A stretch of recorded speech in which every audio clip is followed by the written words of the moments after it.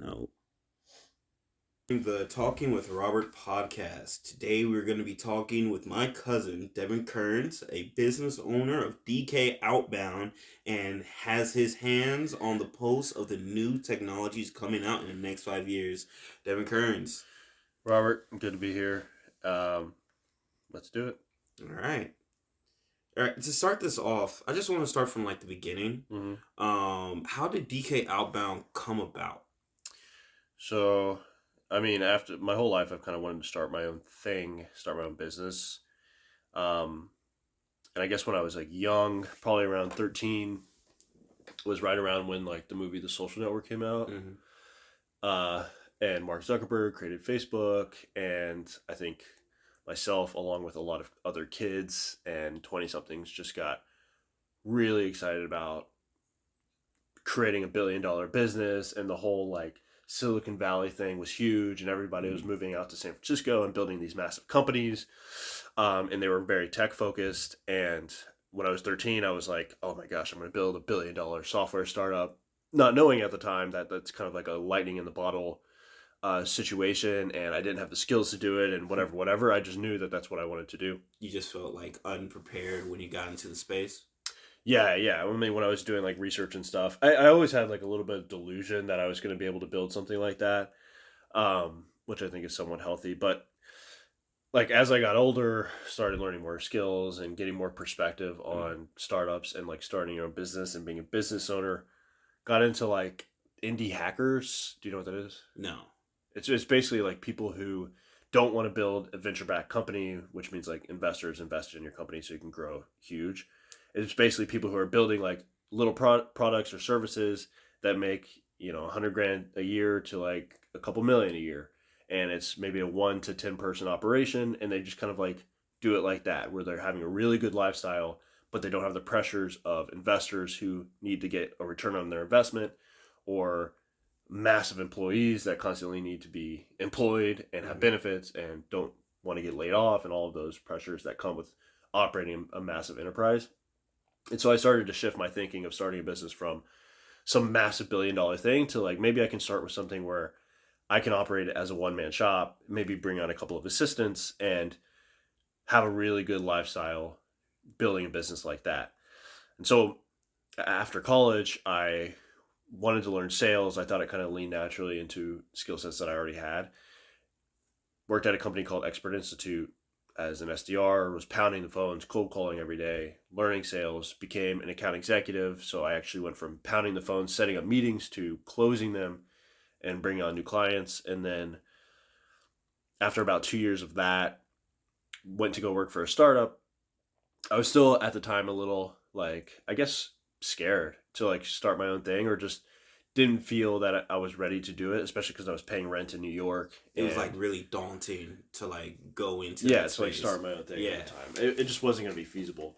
So went to work for a startup, quickly realized after about 3 months in that like, although it's awesome that I'm like the second hire for the sales team and we're building the sales team, and it was like kind of a cool experience, the culture wasn't a good fit for me, and I was ready. Like I was ready to start my own thing. I wasn't in a place where like I could have a boss anymore, honestly.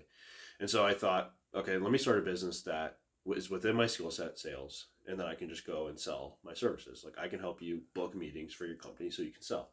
So that's how it started. That's how it started. All right. That's actually what, when it comes to, building your business and doing it when you started off, like what was like the most difficult obstacle, like starting it? The most difficult obstacle, I think, like, so at the beginning I did a lot of free work for people. And I tried to be as honest as possible. Like I would always say like, hey, I'm just starting, like give me some free work. I have experience in the space, but I don't have clients yet. I don't have case studies to show or testimonials. So like, let me do some free work for you, see if I can generate some business, and then hopefully I can use that as a proof of concept to go then actually go sell people for real and get paid, right? So it's like, hey, I worked with these 5 people. I was able to do this, and that for them. I could do the same thing for you. It's going to cost $1,500 a month. Do you think that really impacted? Absolutely. Really? Okay. Yeah, it's like the whole reason my business is off the ground now. Mm-hmm. Yeah. Mm-hmm. So would you say that to like other people, don't give it for free at first, like give them a free trial if you really believe in the things that you do and the work that you put in, give them a free trial, and then that should get people started, like I think the wheels. Right. I think it depends on the business.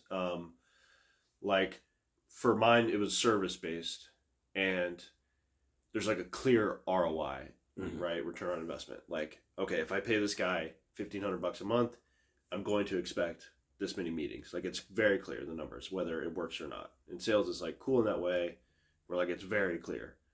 Other things like if you built a piece of software, like you're going to want to have people pay for that right away. Right. You're not going to want to give that away for free. But in my case specifically, it was, I think for almost any business, having case studies and testimonials is massive. To be able to point to proof that you've done a good job to potential customers, say, hey, I've done a good job with these other people. It makes them feel a lot more comfortable working with you. And so for me, the fastest way to do that was to do free work. And I think for a lot of business, that's the case as well. Yeah. Okay.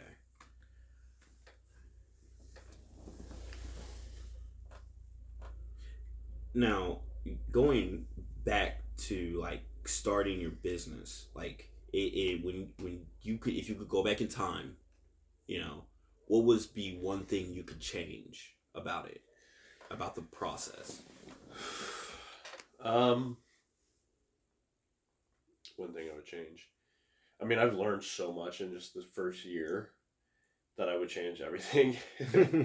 But like as I learned things, I changed them to how I want, and I just continue to iterate. So one thing I would have changed is I used the software platform to start, and I'm not going to mention them, but it wasn't the right platform for me to use in order to scale my business, and to transition was kind of somewhat of a headache, and it put a pause on sales. And so there was like a couple month period there where I was basically turning the ship, and luckily, like, it's a one guy shop, I can turn the ship quickly, but I had to turn the ship regardless, and like put all my clients on a new platform, and that there was a little bit of a bottleneck there. So I would have probably just started off using the platform I use now instead of the other one. Okay. And speaking of platforms and things like that, are there any technologies that are like synergistic with your business right now? Yeah. So what I do is cold email marketing and sales. Can you explain that? Yeah. So it's basically like let's say you have a company and you need to get sales, right? Like let's say you're a lawyer, or not a lawyer. Let's say you're you're a freelance accountant, right? And you want to do the books for different businesses, right? How's anybody going to know that you do freelance accounting? You have to do sales, essentially. And like, let's not say it's freelance. Let's say you run your own agency. Like, let's call it Robert Rue Accounting. And it's your accounting agency. You built a website. You're an experienced accountant. Awesome.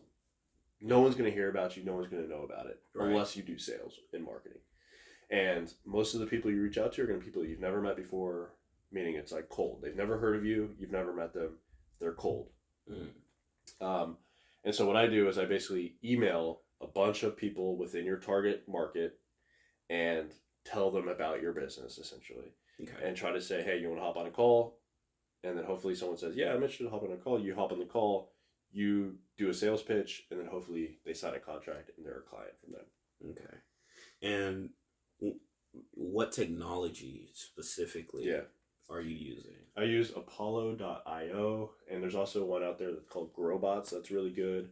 But there's tons of these where they have a database of contacts, and they can do email automation, like MailChimp and all that. Okay. All right. What technologies are you excited about right now? Take a guess. I mean, like, look, we all know that AI is coming out. And ChatGPT is like on the top of the world right now, like top AI platform. Yes. But are there any other technologies that like are piquing your fancy? AI is number one. Mm-hmm. ChatGPT, and then I'm not like unique in saying that. Everybody, once ChatGPT came out, realized how powerful this thing was going to be and how it was going to change the world. And right now, honestly, my focus is how do I take advantage of that? But there's other platforms out there like Stable Diffusion that creates AI images based on natural language prompts. Fusion technology had a massive breakthrough. The Web3 and crypto space, I think, will be interesting in time, but right now it's very speculative and hard to see the use case for average everyday people. Whereas AI is like, oh, the use case is right there. You could just type whatever you want and it creates it. Like when you created your outline, you said, hey, give me like a rough outline for some questions. And it gave you it. And then you go in and you tweak it to make it personal to you. But it turned like an hour to 2 hour long thing into a 30-second thing. Right. It like honestly, when I used ChatGPT for the first time, I was honestly blown away by like how concise it was.